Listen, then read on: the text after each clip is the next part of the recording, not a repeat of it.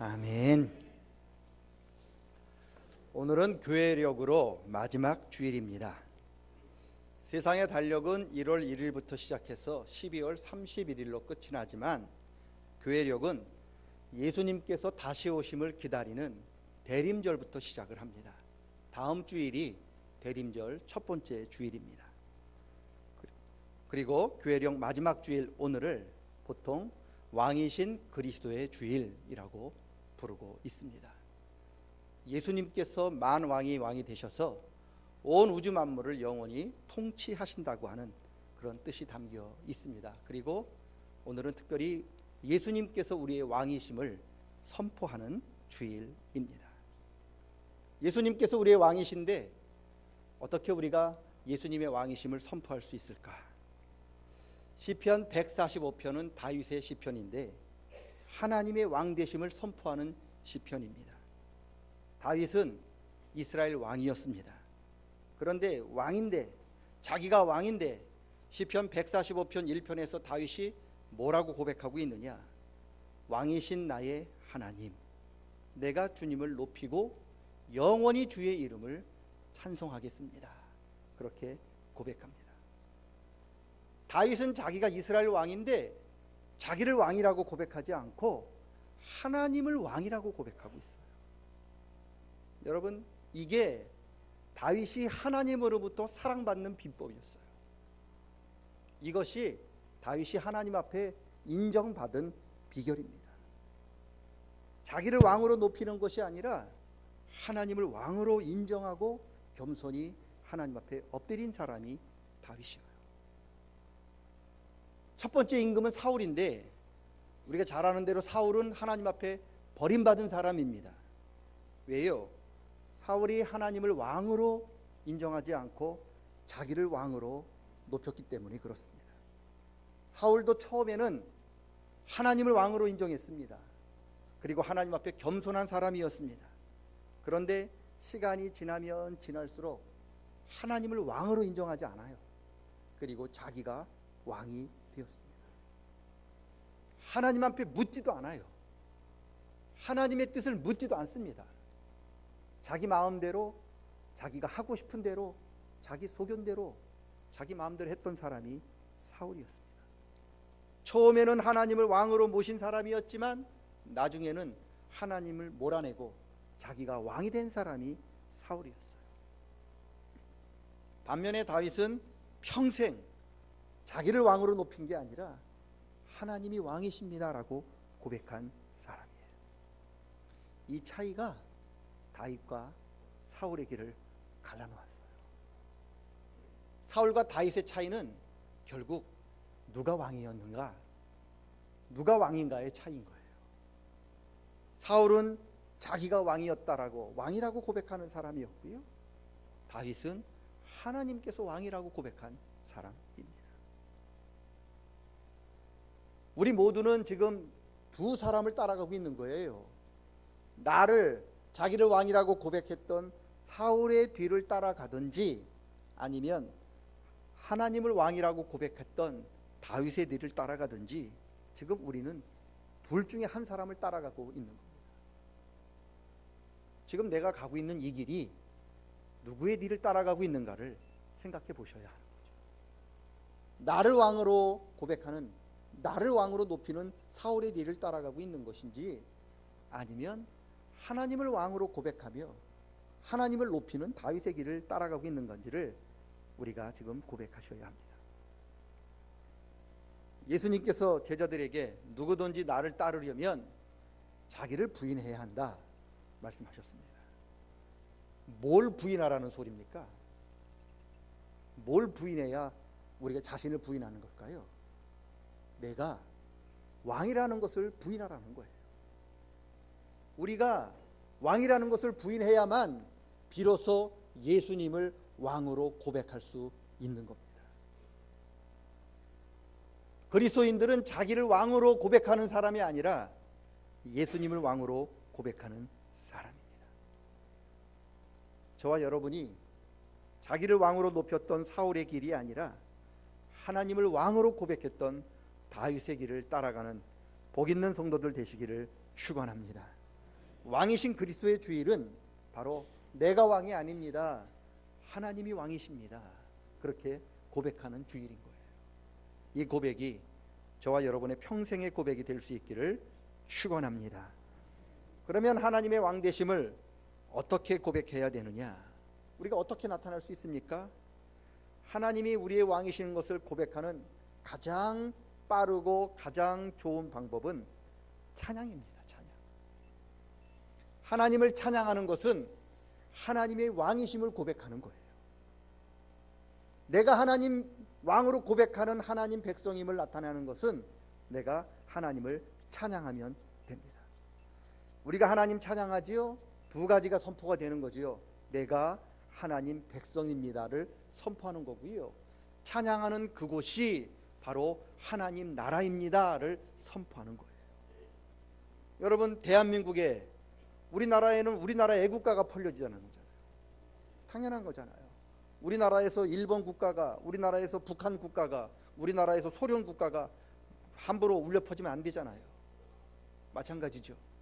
하나님 나라에서는요, 하나님 찬양하는 소리가 퍼져야 되는 거예요. 하나님을 찬양하면 어떤 일이 벌어지는지 아십니까?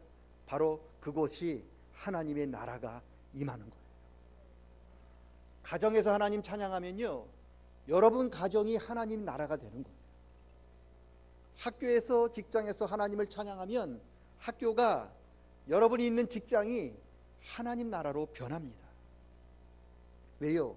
우리가 찬양할 때 하나님이 그곳에 임재하셔서요, 그 나라를 하나님의 나라로 선포하셔요. 그러면 어떤 일이 벌어지느냐? 우리가 찬양하면 하나님이 임재하셔서 그것이 하나님 나라가 되면 마귀가 살 수가 없어요. 마귀가 쫓겨나는 거예요. 우리가 찬양해서 그곳을 하나님의 나라로 선포가 되면 하나님 나라에 합당치 못한 마귀가 그곳에 살지 못하고 다 도망을 가게 되는 겁니다. 여러분, 마귀 때문에 고생하십니까? 악한 영 때문에 괴로우십니까? 찬양하십시오. 그리고 그곳이, 우리 가정이, 내가 있는 그곳이 하나님 나라라고 선포하십시오. 그러면 하나님께서 마귀들을 다 내쫓아 주실 줄로 믿습니다. 하나님께서 호흡이 있을 때까지 하나님 찬양하라 말씀하셨습니다. 왜요? 우리의 인생 마지막 순간까지 우리가 하나님의 백성임을 선포하라는 거예요. 마지막 순간까지 하나님의 왕이심을 선포하라는 거예요. 하나님 찬양할 때 그곳에 성령 하나님이 임재하시고 그곳을 하나님의 나라로 만들어 가실 줄로 믿습니다.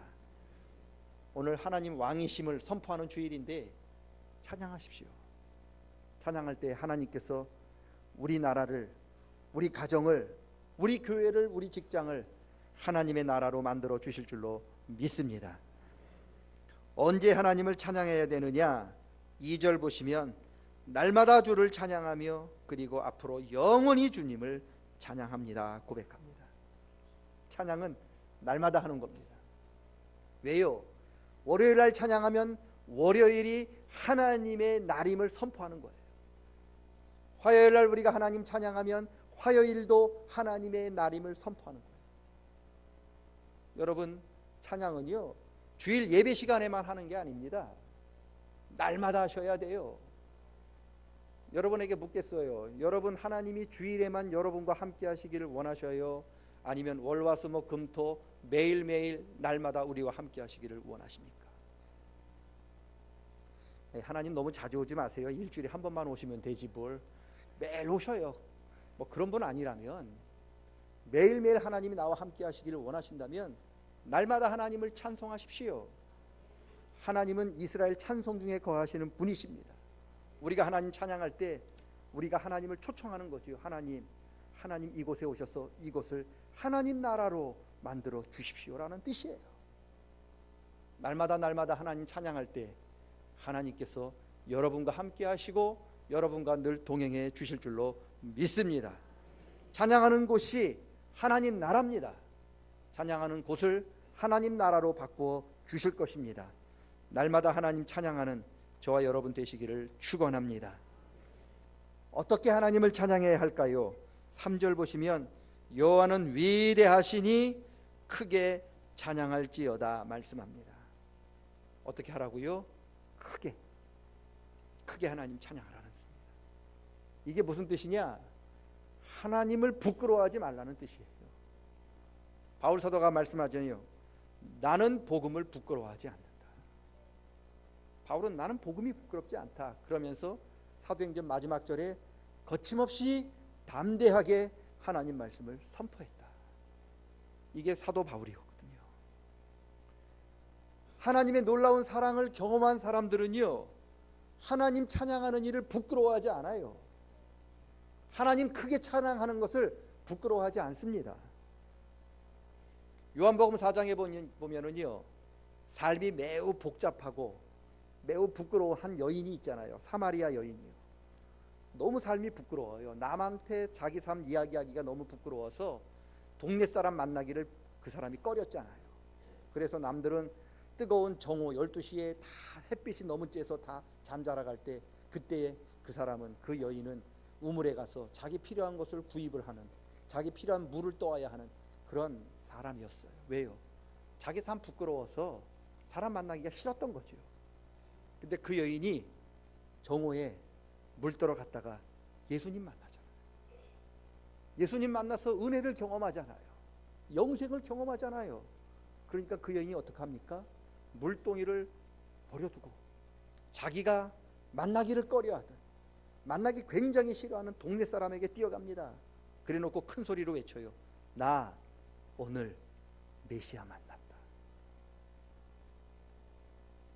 자기 삶이 너무 부끄러워서 사람들 만나기 싫었는데 예수님 만나니까, 은혜를 경험하니까 그 사람들에게 뛰어가요.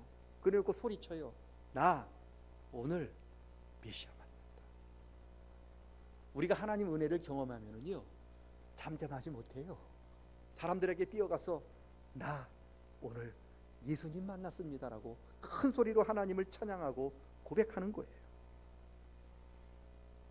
하나님을 찬양하시되 크게 하나님 찬양하시기를 축원합니다. 성경을 보니까 내 입을 크게 열라 내가 채운다 하셨는데, 물론 이것은 큰 꿈을 가지고 큰 소망을 가지고 기도하라고 하는 말씀이기도 하지만, 다른 말로 하면 하나님을 크게 찬양하라는 소리예요. 그러면 하나님의 역사가 크게 나타나신다고 하는 약속이기도 합니다. 하나님 크게 찬양하는 저와 여러분 되시기를 축원합니다. 바울과 실라가 빌립보에서 복음 전하다가 귀신 들린 여종을 고쳐준 죄로 매 맞고 감옥에 갇혔잖아요. 뭐 했나요? 바울과 실라가 하나님을 큰 소리로 찬양했어요. 종알종알 찬양한 게 아니라 다른 방에 있는 죄수들이 바울과 실라가 찬양하는 소리를 들을 수 있을 만큼 크게 찬양했어요. 어떤 일이 벌어졌습니까? 바울을 얽어매고 있던 수갑이 풀렸어요. 바울을 가로막고 있던 감옥문이 열렸습니다. 왜요? 바울과 실라가 하나님을 찬양할 때 그곳이 하나님 나라가 임했습니다. 그래서 하나님 나라에 하나님 역사가 나타나게 되었습니다. 여러분, 하나님 찬양하면 여러분을 억누르고 있던 수갑이 풀립니다. 여러분이 하나님 찬양하면 여러분을 가로막고 있던 문들이 열립니다. 왜요? 하나님의 나라가 그곳에 임하기 때문에 그렇습니다. 여러분, 큰 소리로 하나님 찬양할 수 있기를 축원합니다. 사탄이 저와 여러분에게 역사할 때 가장 먼저 나타나는 현상이 뭐냐? 찬양을 못하게 해요. 찬송한 마음을 뺏어갑니다. 그럴 때마다 찬송하셔야 돼요. 하기 싫어도 억지로 하셔야 합니다. 그러면 그곳이 하나님 나라가 임하고요, 우리를 괴롭히던 사탄이 도망을 가게 됩니다. 큰 소리로 크게 하나님 찬양하는 저와 여러분 되시기를 축원합니다. 하나님을 찬양해야 되는데 무엇을 찬양하라고 말씀하십니까? 4절 보시니까 주께서 행하신 일들을 찬양하고 주님의 능한 일을 찬양하고 나에게 베푸신 놀라운 일을 찬양해라. 계속해서 말씀하고 있습니다. 나에게 베풀어 주신 하나님 은혜 찬양하라는 말씀이죠. 쉬운 말로 하면 하나님 자랑해라, 그 뜻이에요. 찬양이 뭐냐? 찬양은 하나님 자랑하는 게 하나님 찬양하는 거예요. 자기 자랑하는 게 아니고 하나님 자랑하는 게 하나님 찬양하는 거예요. 큰 소리로 날마다 하나님 찬양하는 사람 결코 자기 자랑할 수 없어요. 호흡이 있을 때까지 하나님 찬양하라고 하는 말씀은 죽을 때까지 하나님 자랑하라고 하는 말씀입니다. 자기가 암만 자기 자랑해도요, 하나님이 그걸 인정하지 않으면 아무 소용없어요. 내가 하나님 이런 일 했어요, 내가 하나님 주의 이름으로 귀신 쫓아냈어요, 내가 하나님 이름으로 능력 행했습니다, 내가 이런 일 저런 일 했습니다. 그럴 때 주님이 나 몰라, 너희들 몰라. 그러면 내가 한 모든 것, 내가 자랑하는 모든 것 아무 소용이 없는 거예요. 하나님 앞에 인정받지 못하면 아무 소용없는 거예요. 저와 여러분은 하나님으로부터 인정받아야지 사람들한테 인정받는 게 아닙니다. 물론 사람들이 인정해주면 기분은 좋죠. 근데 진짜로 우리가 인정받아야 할 분은 하나님이에요. 그래서 여러분, 하나님 자랑하고 하나님께 인정받는 사람은요, 사람이 안 알아줘도 마음 아프지 않아요. 사람이 몰라줘도 시험에 들지 않습니다. 실족하지 않습니다. 왜요? 하나님이 나를 알아주고 하나님이 나를 잘했다고 그러는데 뭐가 걱정인가 생각하는 사람이에요. 여러분, 자기 자랑을 그치고 이제 하나님 자랑하고 하나님 찬양하는 저와 여러분 되시기를 축원합니다. 예수 믿은 지 10년도 넘으셨잖아요. 20년 30년 되셨잖아요. 그런데 20년 30년 예수 믿으면서 예수님 자랑할 거리가 한 가지도 없다면 참 그 믿음은 심각한 문제가 있는 거잖아요. 내가 평생 살아가면서 예수님 자랑할 게 내 삶에서 나한테 예수님 베풀어 주신 은혜가 이만큼밖에 없는가? 우리 한번 생각해 보세요.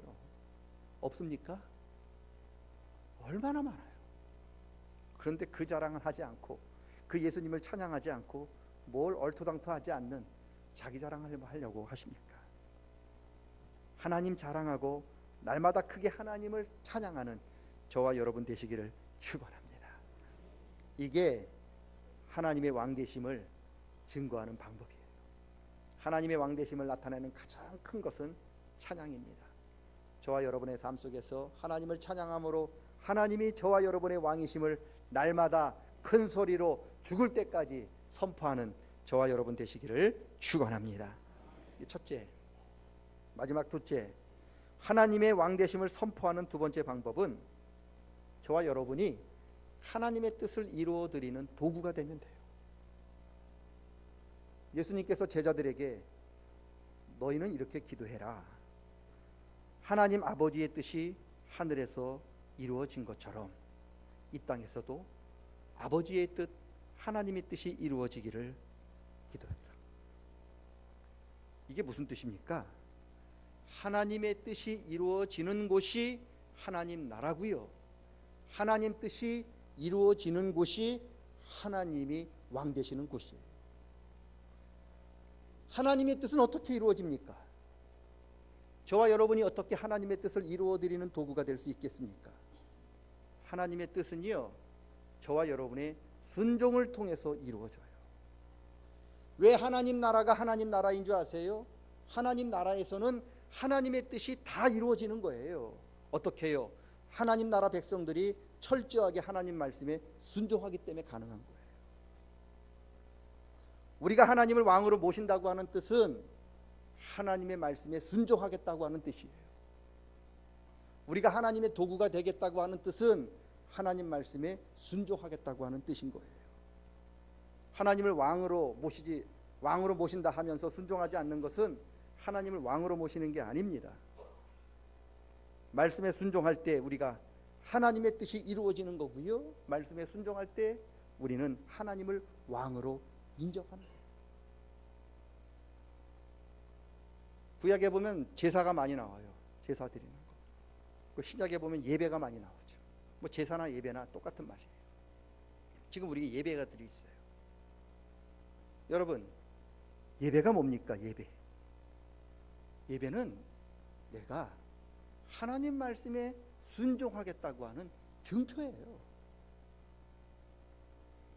하나님의 뜻이 우리를 통하여 이루어지는 것이 바로 살아있는 예배예요. 양만 잡아서 하나님께 드리는 게 예배가 아니에요. 가인이 양 잡아서 하나님 드렸는데 하나님 거부했잖아요. 왜요? 그 제사인데 왜 안 받으셨을까요? 여러분, 그게 예배가 아니기 때문에 안 받은 거예요. 사울이 아말렉과 전쟁을 하게 되었어요. 하나님께서 사울에게 말씀하십니다. 내가 너한테 아말렉과 전쟁할 때 너한테 승리를 주리라. 그런데 네가 아말렉과 전쟁에서 이기면 아말렉 사람들 남녀노소를 막론하고 다 진멸하고 그들의 짐승 하여튼 눈꽃만한 거 하나 다 너 가지지 말고 다 진멸해라. 그러면 내가 너와 함께하겠다. 하나님의 뜻대로 사울 왕이 전쟁에 나가서 아말렉과 전쟁에서 크게 승리합니다. 그런데 사울이요, 사람들을 다 죽이지 않고 왕은 삼려되었어요. 그리고 좋은 소, 좋은 양들을 죽이기가 너무 아까우니까 다 살려둡니다. 사무엘이 와가지고 오다 보니까 사울 왕을 만났거든요. 사울 왕이요, 하나님께서 아말렉과 전쟁할 때 다 진멸하라고, 남녀노소를 막론하고 모든 짐승을 다 진멸하라고 말씀하셨거늘 내 귀에 들리는 저 소와 저 양의 울음소리는 뭡니까? 물어요. 그랬더니 사울이 뭐라고 대답을 하느냐, 하나님 말씀을 내가 듣긴 했는데 저걸 죽이려고 하다 보니까 너무 소가 좋다는 거예요. 너무 양이 죽이기 아깝다는 거예요. 그래서 하나님 앞에 제물로 드리기 위해서 제가 남겨뒀습니다. 이야기했습니다. 하나님이 뭐라고 말씀하십니까? 제사는 제물을 드리는 게 아닙니다. 제사는 제물을 드리는 게 아니라는 거예요. 제사는 순종을 드리는 겁니다. 이야기하잖아요. 가인이 제물 드렸는데 하나님이 안 받았어요. 제사는 제물을 드리는 게 아닙니다. 제사는, 예배는 우리의 순종을 하나님께 드리는 거예요. 여기 왜 앉아 있으세요, 여러분? 시간 남아서 앉아 있습니까? 혹시 이 가운데 여기 이 자리에 안 앉아 있으면 이번 주 하나님이 나를 벌 주시고 나에게 진노하셔서 나한테 재앙을 주실까봐 두려워서 여기 앉아 있는 분 계십니까? 아니에요. 우리가 이 자리에 앉아 있는 것은 하나님, 나를 통해서 하나님의 뜻이 이루어지시옵소서, 순종의 제물을 드리기 위하여 우리는 이 자리에 앉아 있는 겁니다. 그게 하나님이 원하시는 예배입니다. 제사는, 예배는 제물을 드리는 게 아닙니다. 바로 하나님의 뜻을 순종함으로 이루어 드리는 게 예배입니다. 바로 그럴 때 하나님께서 우리의 왕이 되십니다. 하나님의 왕 되심을 찬양을 통해서 고백할 수 있기를 축원합니다.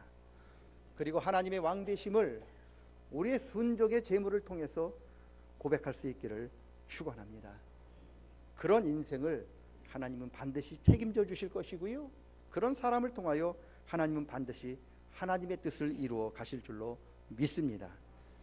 오늘 교회령 마지막 날 왕이신 그리스도의 주일을 맞이해서 하나님의 왕 되심을 찬양으로 그리고 순종의 제물로 하나님 앞에 드러내며 또 하나님 앞에 올려드리는 우리 복 있는 모든 성도님들 다 되시기를 주님의 이름으로 간절히 축원합니다. 따라합니다. 찬양으로 하나님을 왕으로 선포합시다.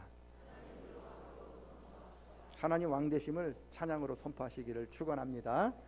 따라합니다. 순종으로 왕이신 하나님의 뜻을 이루어 드립시다. 순종의 제물을 통해서 하나님은 우리의 왕이 되십니다. 우리 하나님의 왕이심을 선포하는 저와 여러분 되시기를 축원합니다. 하나님 아버지, 하나님은 우리의 왕이십니다. 왕을 왕으로 인정하며 왕을 왕으로 찬양하고 왕의 말씀에 순종하며 하나님의 뜻이, 내 뜻이 아닌 왕의 뜻이 이루어지기 위하여 우리가 이 세상을 살아갈 수 있도록 도와주시옵소서. 왕이신 예수님의 이름으로 기도드리옵나이다. 아멘. 다 같이 일어서셔서 찬송 67장 찬양하겠습니다.